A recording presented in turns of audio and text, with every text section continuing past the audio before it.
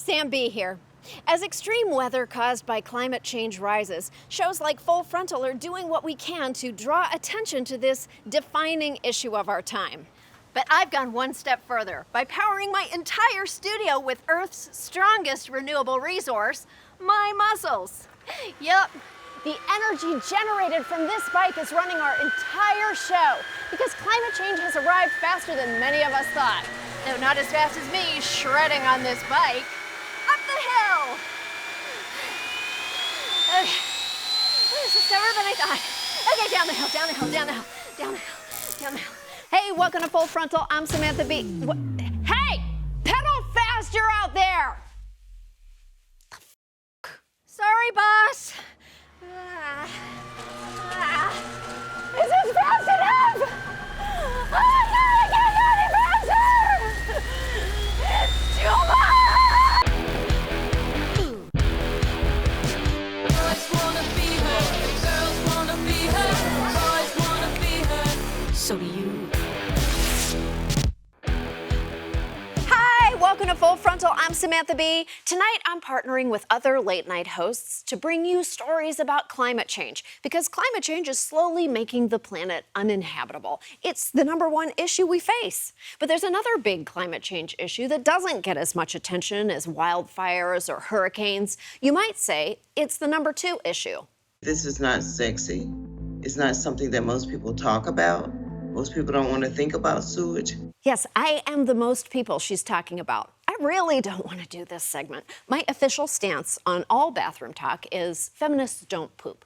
I hate talking about this so much, I actually bit the writer who pitched this idea. But it turns out he was right. May God rest his soul. In many parts of the country, our water sanitation infrastructure is falling apart. Why? Let's grab our plungers and find out.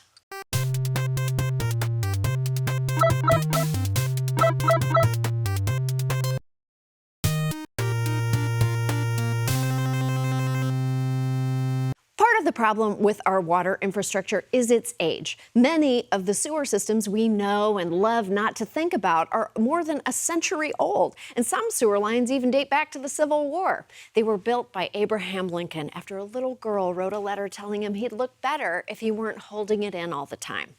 Unlike most modern sewer systems, these older ones don't keep stormwater runoff separate from the wastewater that comes from your bathroom. That brings us to a little problem called CSO. No, I'm not referring to the hit CBS drama Crime Scene Orangutan, but this CSO is something almost as disturbing.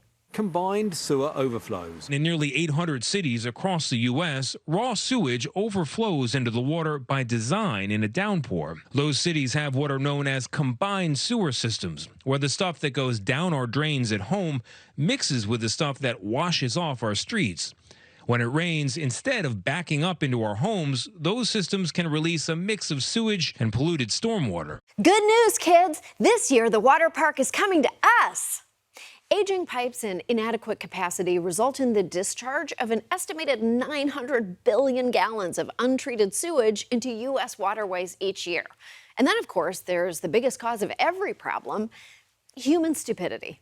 We're told not to flush wipes, dental floss, and other plastics down the drain, but New Yorkers doing it anyway. Last month, this is what workers had to remove from pipes in Jamaica, Queens. It's called a fatberg, a congealed mass of grease and personal hygiene products. Last year, almost 90% of the city's sewer backups were caused by grease and wipes. If it gets too big, it can mean raw sewage backs up into basements or gets released into rivers or lakes. It's mostly plastic and wipes. We found a bunch of tampon applicators. And that is why every sewage worker should be paid $3 billion a year. We have to stop flushing our non-shit like paper towels, tissues, condoms, and especially wipes, which you should never flush, regardless of their claims to be flushable. Throw your used wipes in the trash. Or if you're the sentimental type, keep them in commemorative scrapbooks. Just keep them out of the damn toilet, you filthy animals. Of course, even if we stopped clogging our system with rat kings of human grossness, our sewage infrastructure would still be in trouble because it wasn't designed for our changing climate. As the planet warms up, heavy storms are producing vastly more rainfall in short periods of time. That's led to catastrophic flooding and sewage overflows around the country, and not just in the liberal urban hellholes you'd expect, but also in the red states that God doesn't hate. Some places already experience overflows with less than a quarter inch of rain, so it's not surprising that in many areas our infrastructure was no match for this year's onslaught of storms. The problem isn't just the water itself, it's also what's in the water. Waste overflows are one of the leading sources of harmful bacteria in our water, and as sewage overflows, water could become full of harmful materials like untreated human and industrial waste, toxic materials, and debris. Basically, nature's grossest traffic jam. And thanks to our rapidly heating planet, this wastewater is extra bacterial since biological reactions occur faster in higher temperatures. It's the reason you don't eat potato salad that's been left out in the sun for 6 hours, no matter how good it tastes. As with virtually every other problem in this country, racism plays an unfortunate role in our sanitary system dysfunction. The authorities in Alabama brought sewage systems to affluent, primarily white neighborhoods decades ago. But roughly half of the homes in this mostly African-American county either don't have any septic system at all, or their systems are failing. The Halcombs live just yards away from their town's wastewater lagoon. The irony is, their entire African-American neighborhood isn't connected to the sewer system the lagoon serves. When it rains, the rest of the town's waste backs up into the Halcombs' yard. That is a disgusting situation that should be resolved, like all neighbor disputes, by beating up Rand Paul. Lowndes County isn't an isolated example. Water horror stories like these can be found in many predominantly black communities, as opposed to predominantly white communities where the worst water horror story is when the waiter says, "We're out of sparkling." So can things get even worse? Sure they can, because it turns out that our efforts to clean our water actually contribute to the climate change that's threatening us. Wastewater treatment plants may release more greenhouse gas than we thought because of fossil fuels and detergent-laden water from things like showers. And you know what that means? We owe these goddamn heroes an apology. Fight the shower, you glorious, nasty. No one wants to think about sewage, but we all need to do our part to support the water infrastructure that supports us, because waste disposal is vital to society, and sanitation is a human right. Unless you're at an outdoor music festival, in which case, it's a distant memory. If there's anything to take from Ted Lasso earning a record number of Emmy noms this year, it's that people are hungry for kind, heartfelt comedy that soothes the heart and spirit. Well, that's not me, fart knockers. That's why I'm bringing you our new segment, Shit Your Pants, America. It's 411 days till the midterms. Whew, I know it's early, but even this far out, Republicans are already busy getting out the vote. Or more accurately, shoving the vote in the attic, locking the door, and leaving it to have an incestuous relationship with its vote brother. Right now, Democrats control the Senate by the thinnest of margins, and naturally, Republicans want to take it back. But as they fight to make gains, they'll also have to defend 20 seats of their own. So far, 5 Republican senators have announced they are retiring, and to honor their service, they'll each get a commemorative watch that, just like them, stopped working at the time of the Capitol insurrection. Of particular interest is the Senate seat that Ohio Senator Rob Portman, a relative moderate, leaves behind. Most of the Republican candidates desperate to replace him are much further to the right. And folks, they all suck. But we just want to talk about one, the one that sucks hardest. His name is James David Vance. You probably know him as J.D. Vance, and you've probably heard of his book, which was made into an equally crappy Punch the Pores movie, Hillbilly Elegy. Come on, Ron Howard, you're better than that.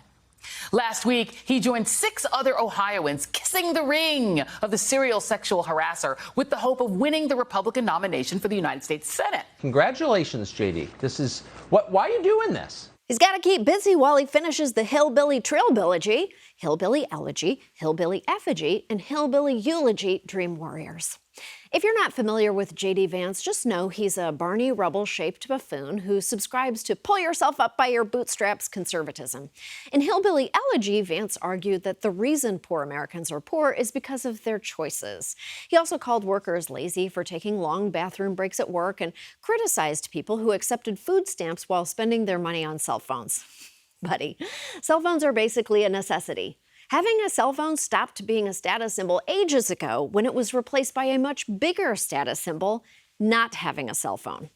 In addition to looking like he is his own boss baby, Vance also likes to call himself a nationalist who's worried about America's low fertility rates.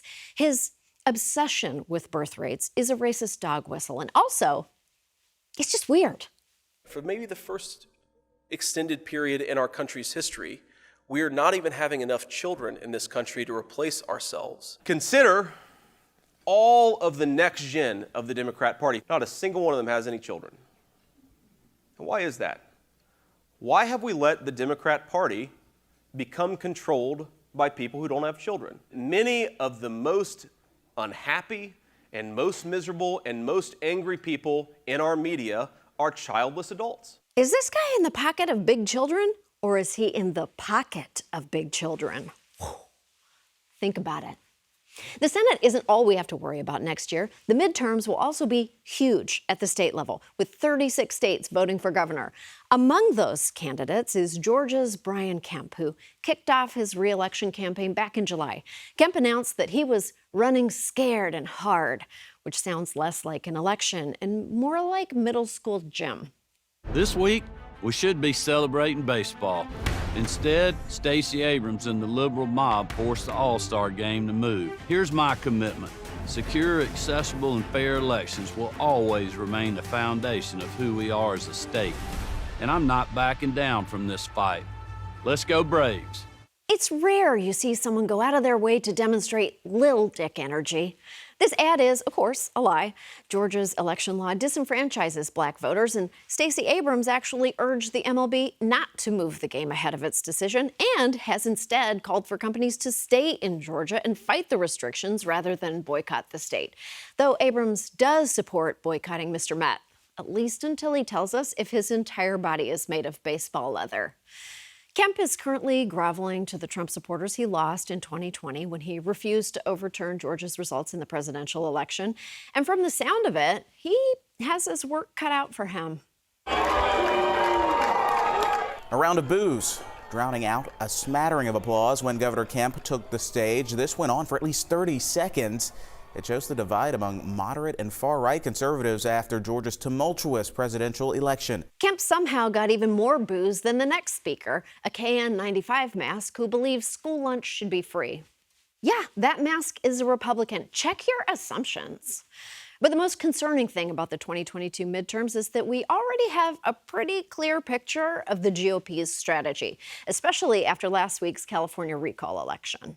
The Republican-led effort costing California taxpayers nearly $300 million, but its lasting legacy may be the allegations of fraud before a single vote was counted. I have a electelder.com so that anybody, whether they're Democrats, Independents, or Republicans, if there's anything you see or hear that's suspicious, let us know and we'll investigate it. There has been no evidence of widespread voter fraud, but that hasn't stopped Republicans from making Stop the Steal a key campaign issue.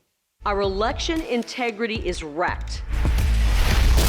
It's Adam Laxalt raising fears of voter fraud and talking about preemptively mounting a legal challenge more than 14 months before the 2022 midterm elections. If I come out of this election as anything other than the victor, of course, we are going to have a full audit. To be fair, I said the same thing in my audition tape for Too Hot to Handle. I would be amazing at it. I could go to a deserted island and not have sex for months of my life. Questioning the results of an election before it even happens may sound insane, but Trump set the stage for this. 66% of Republicans still believe that Joe Biden was illegitimately elected. And if Stop the Steal becomes the rallying cry for every election, we are Hey, I get it. No one wants to think about the midterms, but there is no way in hell I'm just going to sit back and watch Republicans undermine democracy as a political strategy. We have to stop the steal before it starts, which is why our show is taking the critical first step, securing this domain name. Visit stopthesteal.info to start confusing Google's search algorithm and steer Republican voters in the wrong direction. There are also resources on how you can help ensure free and fair elections over the next 411 days and beyond. God help us all. Now that the dust from California's recall election has settled, one might ask if this was all just a big waste of taxpayer time and money or an incredibly big waste of taxpayer time and money. I sent Alana Harkin to find out more. California has lots of things it could spend money on. Fighting fires, homelessness, education, fighting more fires. But instead, Republicans forced the state to spend hundreds of millions on a futile recall election. So what does the recall mean for the midterms and beyond? I was in California for the final day of voting, excited to watch and learn and check in with Republican voters. And yep, they're still being their adorable Republican selves. Who knows if it's actually COVID? To be honest, I don't really trust those machines. It's totally rigged. What's your media diet? I listen to the Daily Wire quite a bit. I like Newsmax. Newsmax. One American News. All the reasonable sources. I would say so, yes. These reasonable, well-informed voters demanded a recall election only a year before the normal election because... Look at the problems we have in California. Homelessness, crime. Taxes and housing. And the big one... Mask mandates. So you hate the mask mandates? Yes. Despise them? Yes. So how come you're wearing a mask? Protect myself and my friend who hasn't got the vaccine yet. He's got a lot of health problems, so yeah. Voters face two questions. Should Newsom be recalled? And if so, which of the dozens of candidates should replace him? If you could add one person to the ballot, who would it be? God. Because you can't say God. Why not? Okay, there are 46 candidates on the ballot, God not being one of them. He's on the ballot. He's all over the ballot. All right, there were 47 candidates on the ballot, including her, and the pooping bear guy. Do you think John Cox will be a better governor than Gavin Newsom? Does a bear in the woods? Despite that compelling argument, the leading Republican candidate was... Larry Elder. Larry Elder. Women exaggerate the problem of sexism. Yes, Larry Elder, the only right-wing radio host without COVID. You know, he ran on the premise he'd be the first black governor the state's ever seen. Mm-hmm. How could we not get behind that? The country seemed to rally behind Obama when we had the first black president. Do you think that Larry Elder and Obama are very similar? Sorry. Wow. Sorry. As for Gavin Newsom, hold on. Oh, sorry. Gavin Newsom, aka 1930s movie hero and 1980s movie villain, made some well-publicized missteps. Governor Gavin Newsom dining at the luxurious French Laundry restaurant in Napa. No masks, no distancing, just hot water. Hot water. Oh, Fox 11. So how did Democratic voters feel about saving Newsom? How happy are you to have to defend Gavin Newsom today? I'm 1% happy about it. How important was it for you to be here today? It was mildly important. So how did Newsom survive? One lesson for future elections is that COVID mandates are actually pretty popular. Another, Trump-endorsed extremists motivate Democratic turnout. So safe to say you would be profoundly disappointed if Larry Elder was your new governor? Profoundly. Okay. I would be angry like I was in 2016. And are your friends voting? I hope so. And are they voting in the same way you are? I have some friends that are brain dead, so. Oh. Mm-hmm. Do you want to recall those friends? No. They're fine as people. Just politically, they're douchebags. No.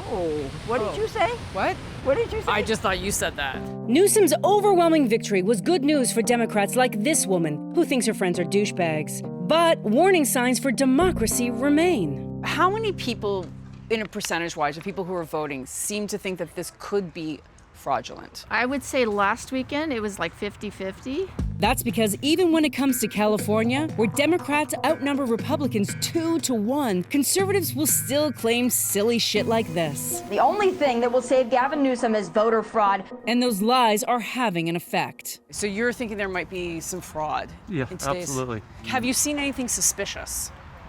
No. You've seen nothing suspicious? No. Okay. So... I'm good here. Are you guys ready? Thanks. Nice Okay. having you guys. We'll see you. Thank you. So for the midterms, expect more of the strategy of heads we win, tails we spread insidious lies that further erode the rotting foundation of democracy. We are And while Newsom survived, Thank you for rejecting this recall. with the right opponent, the story could have been very different. There are 46 people on the ballot. If you could make it 47, you could put one other person, anyone you can think of, who would it be? I'd probably say Ryan Reynolds. Yeah. Yeah, look out, California. There's a dream ticket coming your way. Did I do it? Did I do it? Yeah, we're good. That's our show. Good night, everyone.